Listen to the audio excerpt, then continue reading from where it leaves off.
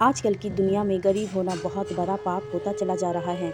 जो गरीब सच्चाई ईमानदार होता है वह बुरी तरह अपमानित ही नहीं हो रहा है, बल्कि उसको समाज में मरा हुआ ही समझा जा रहा है। लोग उसे इतनी बुरी नज़र से देखा करते कि लोग समझते हैं कि यह तो धरती पर बोझ है, इसका जीवित रहना या ना रहना बराबर ही है। अगर वह चिल्लाकर कहता है कि मैं ईमानदारी से पैसा कमाता हूँ, तो लोग कहते हैं कि किस बेवकूफ़ ने कहा है कि आप ईमानदारी से कमाए। जो पैसा आए, चाहे वह ईमानदारी से आए या बेईमानी से आए, उसे हड़प लेना चाहिए। वह उससे कहते हैं कि हमने तो भाई जब भी उसे पैसा बेईमानी से आया, हमने तो दोनों हाथों से उसे दबोच लिया, क्योंकि हमको हमारे बच्चों का भविष्य देखना था। वह कहते हैं दुनियादारी का ज़माना गया, जो आया उसे हड़प लेना चाहिए। ईमानदार गरीब सच्चे आदमी की कोई इज्जत नहीं होती। दादा से लेकर 4 पीढ़ी के नौजवान भी उसे नमस्ते तक नहीं करते हैं, ना ही बच्चे के उसके पैर छूते हैं। जबकि उसी के छोटे भाई जो उससे ज़्यादा अमीर और महा झूठे होते हैं, उनके पैर जरूर छुए जाते हैं और उनसे इज्जत से बात की जाती है। जब ग्रुप में बैठकर अमीर बात कर रहे हो तो बीच में अगर गरीब और सच्चा आदमी बोल पड़ता है तो तभी लोग उसे अनसुना करके विषय ही बदल दिया जाता है, या उससे भी बड़ी आवाज़ में बात करके उसकी आवाज़ दबा दिया जाता है। इसलिए गरीब आदमी को भी आजकल छोटा झूठ नहीं बल्कि बहुत बड़ा झूठ बोलकर सम्मान पाना चाहिए।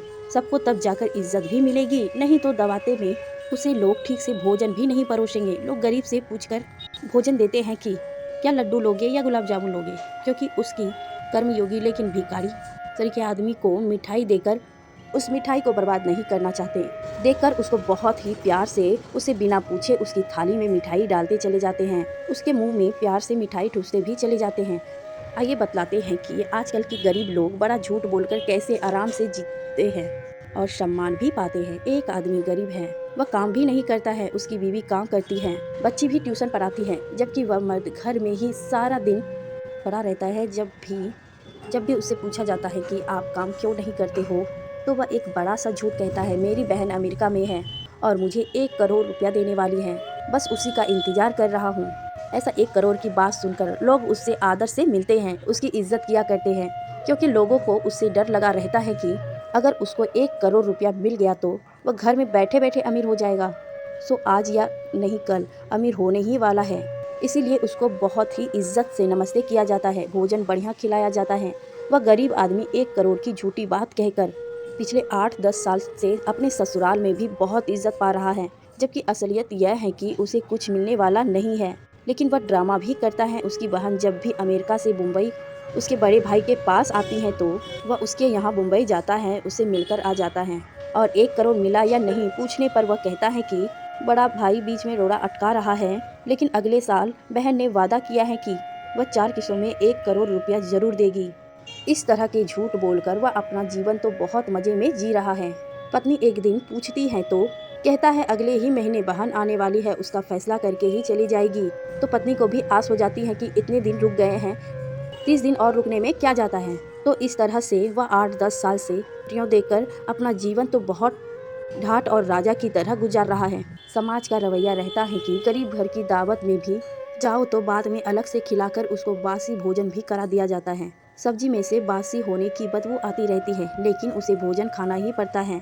दही बहुत खट्टा हो जाता है, रोटियां भी पड़ी पड़ी कड़क हो जाती हैं, तो भी उसे खाना ही पड़ता है। बाद में अगर वह कहता है कि मुझे अपनी बासी भोजन करा दिया, तो वह लोग बहुत ही अकड़ कर कहते हैं आपकी औकात ही क्या जिसके कि हम आपको बासी भोजन ना खिलाएं, आपको हम बेकार में खिला रहे हैं, आपको खाना है खाइए, नहीं तो यहाँ से चले जाइए। इस तरह से घर से निकाल भी दिया जाता है। सो इस तरह से बेइज्जती से बचने के लिए और उससे भी बड़ी बात अपनी पत्नी को और बच्चे को सम्मान दिलाने के लिए एक बहुत बड़ा झूठ लेकर जीवन गुजारना चाहिए, नहीं तो बच्चों को कोने में ले जाकर बुरी तरह से पीटा भी जाता है और दूसरे बच्चों को जूठा भोजन उनको खिला भी दिया जाता है।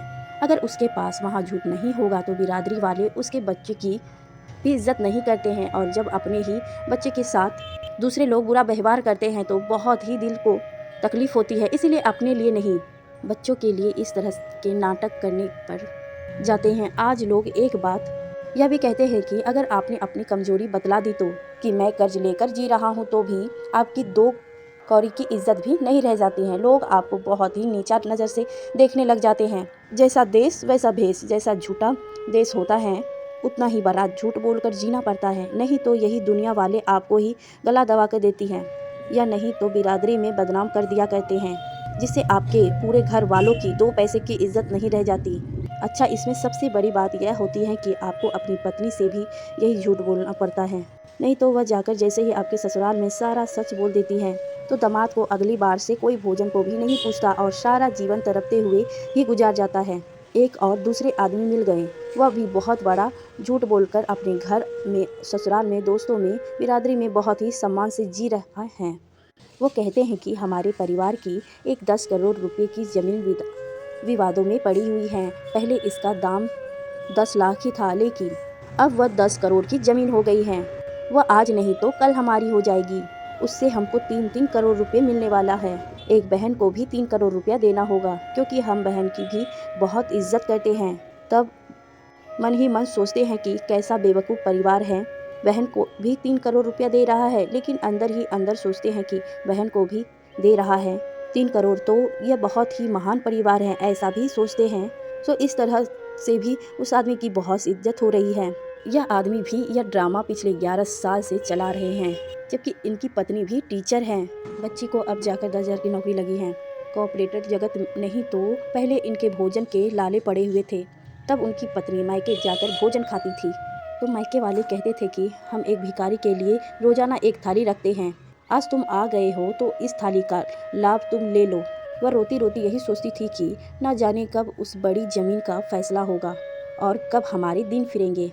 तब भी यह जनाब घर पर बैठे रहते हैं।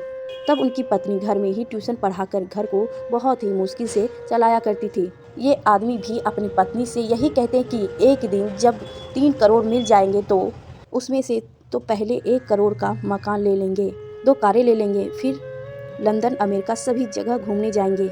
एक बार पत्नी ने गुस्से में कह दिया कि मैं मर मर कर दिन रात काम करके महीने के 14,000 रुपये कमा रही हूँ, तो उस दिन पति को लगता है कि अरे बाप रे, यह ड्रामा फिर शुरू करना होगा।